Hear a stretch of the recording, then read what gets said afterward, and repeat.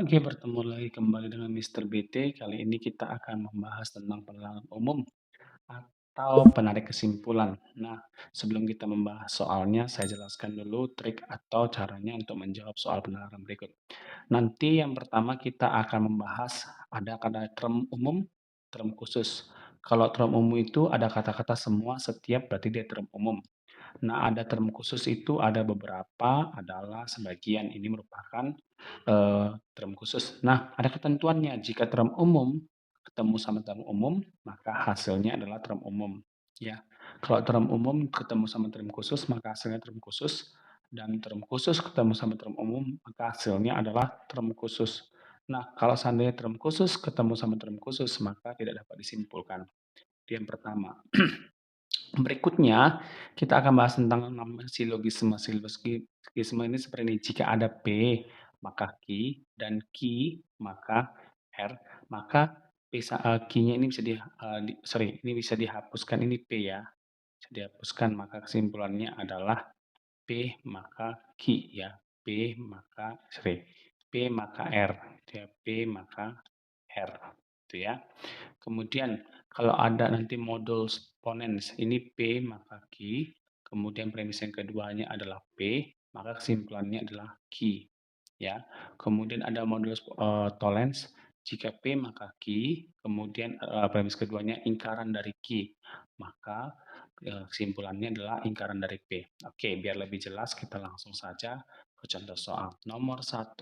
Nih, semua siswa memakai baju. Sebagian siswa memakai topi, ya. Nah, dari sini kita lihat apa kata yang sama, kata kunci yang sama adalah siswa.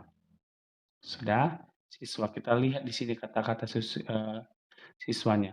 Ini term umum semua, berarti term umum ketemu dengan term khusus. Maka jawabannya harus term khusus. Nah, kuncinya adalah ini kan sebagian kan term khusus, semua adalah term umum. Jadi jawabannya A sama si B salahkan. Jadi antara C dengan D. Nah, jawaban yang paling tepat ini juga E juga disalahkan. Nah, jawaban yang paling tepat adalah D. Kenapa D? Karena dua kejadian ini bukan memilih, tapi sama-sama. Sebagian siswa memakai baju dan topi. Kalau kata-kata atau berarti kita memilih baju atau topi. Nah, seperti itu. Oke, lanjut saja kita ke soal nomor 2. Ya, untuk soal nomor 2. Semua mahasiswa adalah telah lulus tes tertulis, ya, telah lulus tes tertulis. Sebagian yang lulus tes tertulis adalah pintar matematika. Nah, apa yang sama di sini adalah kata-kata telah lulus, ya, telah lulus, ya, kata-katanya adalah telah lulus. Nah, kalau kata-kata telah lulus ini berada di posisi term khusus. Kenapa kuncinya? Yaitu adalah. Nah, sebagian yang lulus tes tertulis. Nah, ini juga term khusus. Ini juga term khusus. Berarti dia bagaimana kalau term khusus ketemu dengan term khusus? Maka hasilnya adalah adalah tidak dapat disimpulkan, ya. Tidak dapat disimpulkan.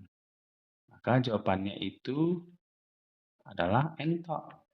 Ya, paham ya, jawabannya adalah entok. Oke, lanjut kita ke soal nomor 3.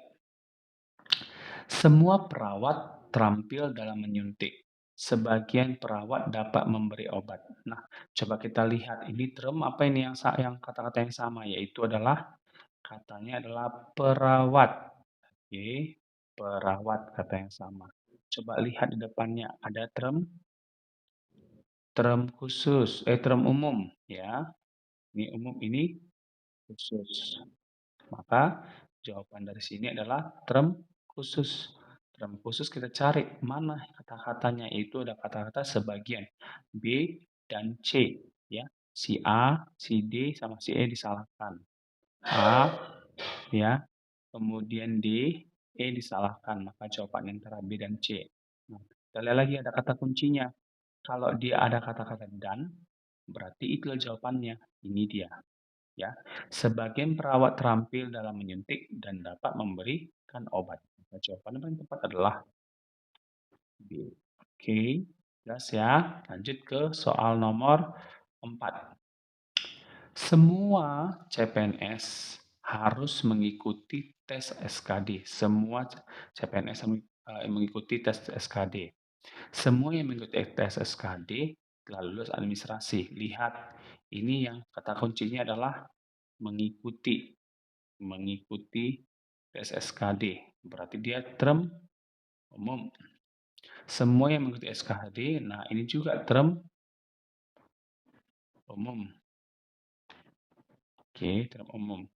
Term umum ketemu dengan term umum, maka jawabannya adalah term umum juga. Ya, term umum itu ada A, B, C.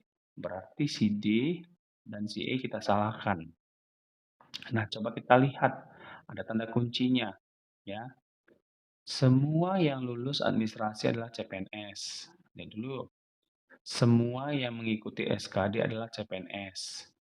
Semua CPNS telah lulus administrasi. Jadi antara tiga ini yang paling tepat adalah C dibandingkan dengan A, B. Jelas ya?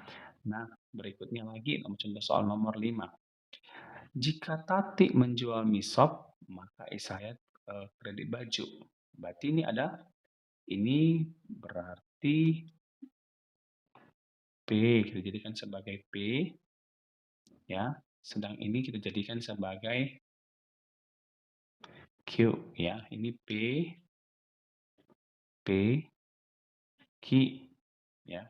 P maka Q. Oke. Kemudian Isaya kredit baju. Jika Isaya kredit baju, berarti inilah si Q. Kemudian apa katanya? Ini jual kue basah. Berarti inilah dia. Adalah R. Berarti ini Q, yang ini R. Maka Q, maka R. Maka kesimpulannya adalah kami apa? Ini habis. Yaitu P, maka R. Yaitu jadi, jika tadi menjual mie sop, maka ya, ini jual kue basah. Nah, jawaban yang paling tepat itu jika tati menjual mie sop, maka ini menjual kue basah. Ya, jawaban yang paling tepat adalah C.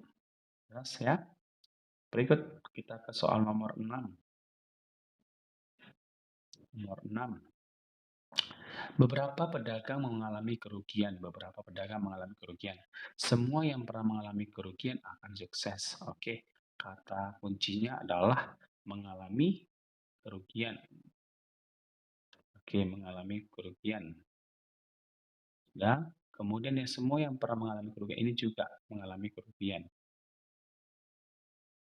Lihat di sini. Ini berarti term khusus. Karena apa? Ada kata kunci beberapa. Semua yang pernah, nah ini ada semua, berarti dia term umum. Ya, term umum. Term khusus ketemu dengan term umum, jawabannya adalah term khusus. Coba kita cari. Ya, ini kita berarti C, D, dan E kita salahkan. Nah, paling tepat itu apa ini? Beberapa pedagang akan sukses. Ini ya, beberapa pedagang akan sukses. Maka paling tepat adalah jawaban A. Oke, next ke soal nomor 7. Semua penerima BLT adalah orang kurang mampu. Oke, semua penerima BLT adalah orang kurang mampu. Coba ya, ini term apa? Ini kita lihat ada kata-kata adalah kurang mampu.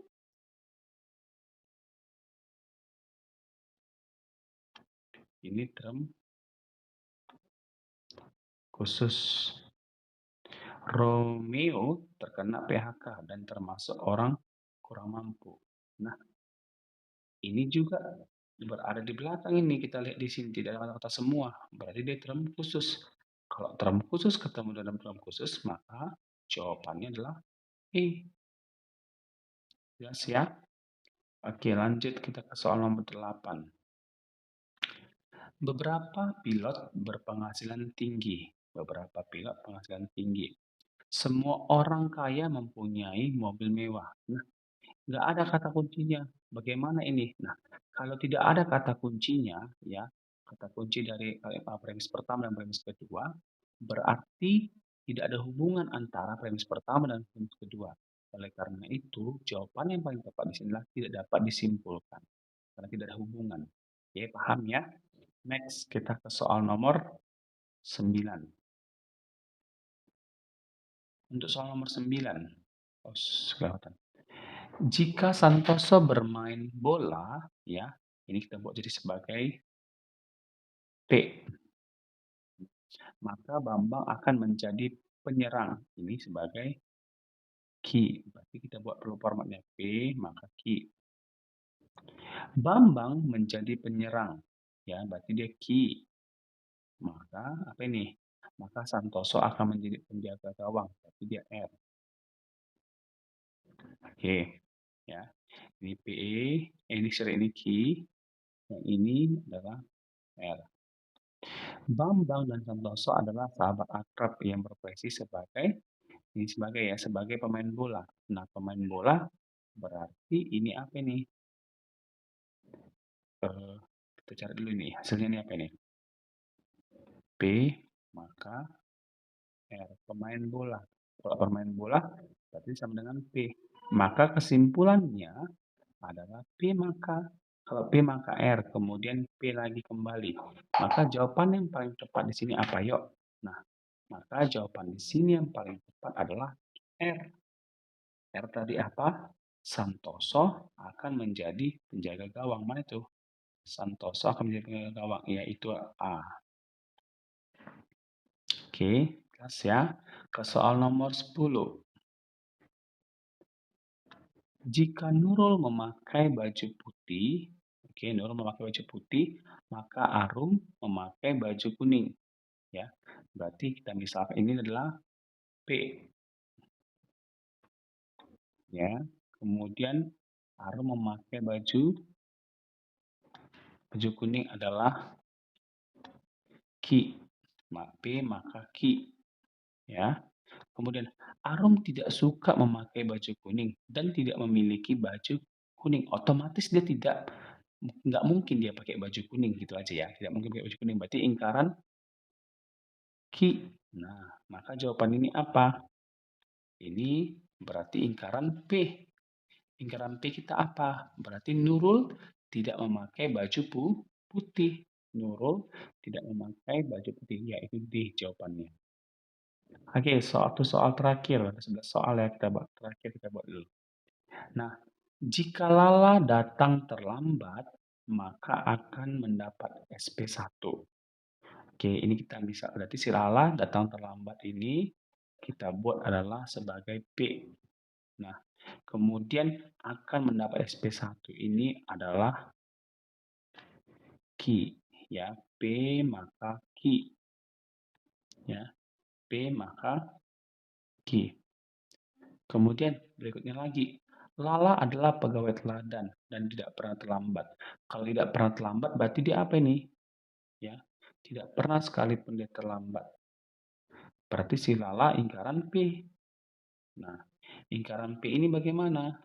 Iya, kalau ingkaran P yang ada ingkaran Q. Kalau ingkaran P nggak, berarti nggak dapat disimpulkan. Itu dia, nggak ada hubungan apanya. Nggak dapat disimpulkan bagaimana kelanjutan. Oke, maka jawabannya adalah B. Oke, untuk kamu-kamu semuanya yang ingin belajar berikutnya, ya bisa dan menurut kamu menarik video ini, silakan membagikan kepada teman-temanmu dan jangan lupa like, share, dan komen. Terima kasih.